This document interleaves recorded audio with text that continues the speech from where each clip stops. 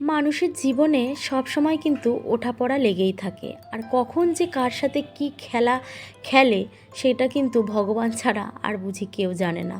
সেটাই হয়েছে আজ সকালে আমাদের সাথে।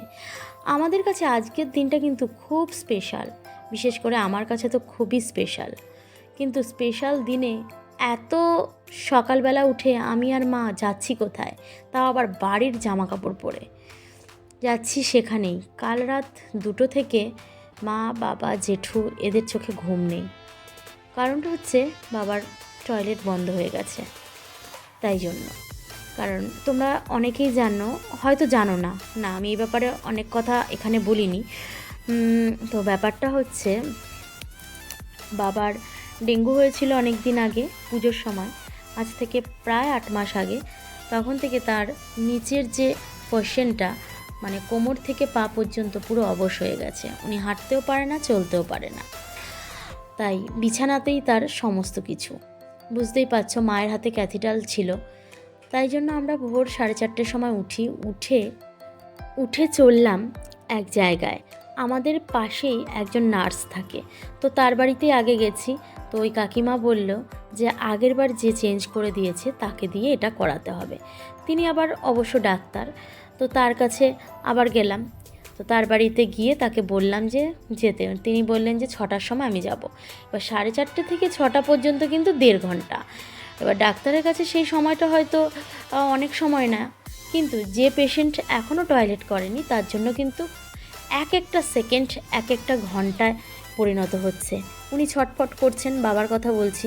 আমরা কিন্তু ক্যাথিটাল নিয়ে বাড়িতে চলে এসেছি। আমি না হলেও 7 থেকে 8 বার ফোন করেছি, কিন্তু তখন হয়তো ওই ডাক্তার সামনে ছিল না ফোনের, তাই জন্য ফোনটা রিসিভ করতে পারিনি। অবশেষে যখন রিসিভ করলো, আমি বললাম যে তাড়াতাড়ি একটুখানি আসুন, খুব তাড়াতাড়ি। তারপরে এসে ওটাকে চেঞ্জ করে দিয়ে গেল। চেঞ্জ করে দেওয়ার পরে আমি ভেবেছিলাম আজকে যে আমাদের বাড়িতে স্পেশাল দিনটা আমি ছোট্ট করে পালন করব, ওটাকে পুরো ক্যান্সেলই করে দেব। পুরো ফোন হাতেও নিয়ে নিয়েছিলাম যে সবাইকে ফোন করে বলে দেব যে আজকে আর আসার দরকার নেই, এই ব্যাপার।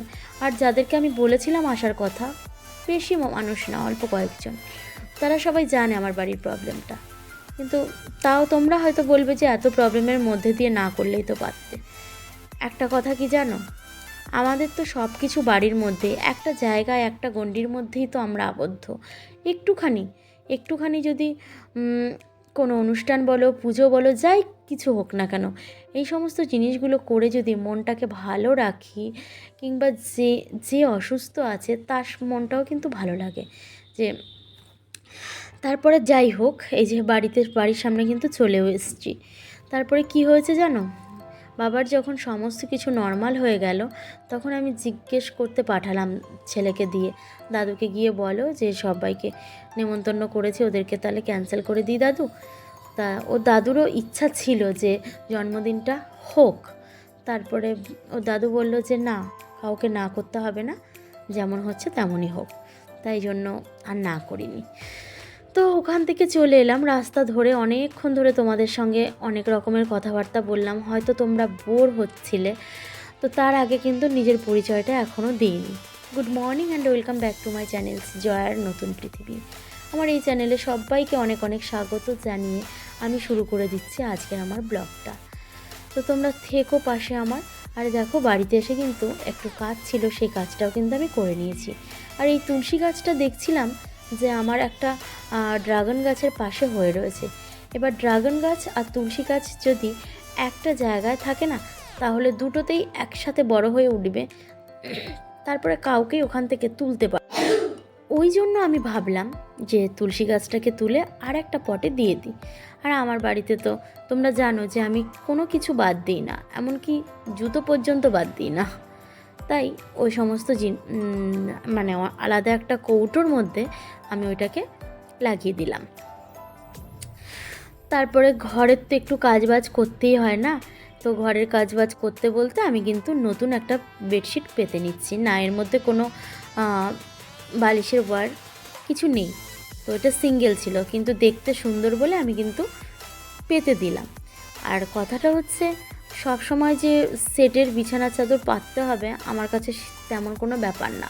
তবে আমার কাছে দেখতে ভালো লাগে সেটের জিনিসটা, কিন্তু সব সময় যদি তোমার কাছে না থাকে তুমি তো কিছু করতে পারবে না বলো। এইবারে চলে এলাম সেই কাজে। কদিন আগে যে খুব আশা নিয়ে, খুব শখ নিয়ে দুটো চারটে পর্দা কিনেছিলাম, এটার জন্য চারটে ওটার জন্য চারটে, মানে 8টা। সে পর্দাগুলো আমাকে খুব ডিস্টার্ব করছে জানো তো। যখনই আমি দুপুরবেলা ঘুমোতে যাই, কাচের ভেতর দিয়ে আমাকে খুব উকি দেয় সূর্য মামা।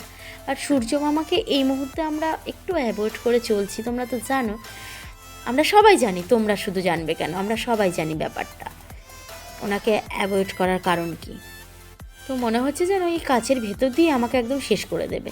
তাই জন্য ভাবলাম যে তুমি আমাকে তো শেষ এমনিতেই করে দিচ্ছ, তার আগে আমি তোমাকে একটা মানে আমার নিজের জন্য একটা প্রোটেকশন আমি নিতেই পারি। তাই জন্য আবার এগুলোকে খুলছি, খুলে এবারে অন্য ব্যবস্থা নেব। তা ওটা খোলার পরে কিন্তু বেশ কয়েকটা সময় অতিবাহিত হয়ে গেছে।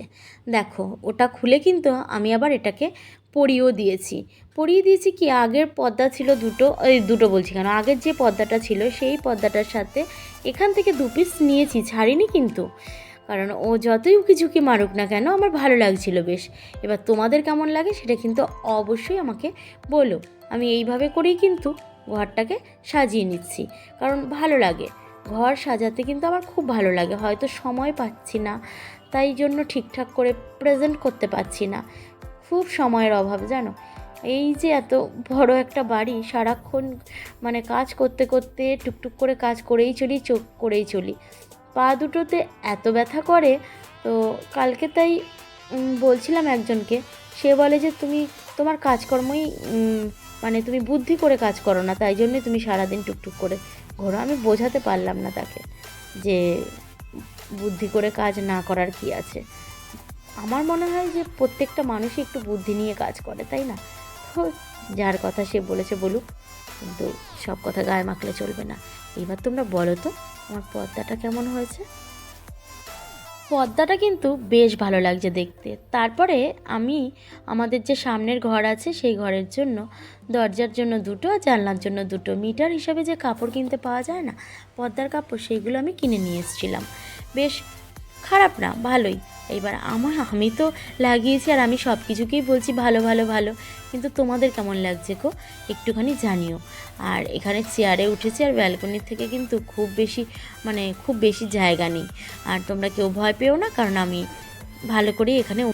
আর এই পর্দাগুলোর আগে যেগুলো ছিল ওগুলো আমরা জোড়াতালি দিয়ে দিতাম। মানে এখানে এক রকমের পর্দা, আবার ওই ঘরে আরেক রকমের, ওটা রাস্তার ধারেই যেহেতু দেখতে খারাপ লাগে। এবার আমার অভিযান শেষ হয়েছে, এবার মা শুরু করে দিয়েছে। তো যাই হোক, আজকের মতো কিন্তু আমার ভিডিওটা এই পর্যন্তই। চাঁদ মামাকে দেখিয়ে আজও কিন্তু আমার ভিডিওটা শেষ করে দিচ্ছি। তোমরা ভীষণ ভালো থেকো আর একে অন্যের সাথে জুড়ে থেকো।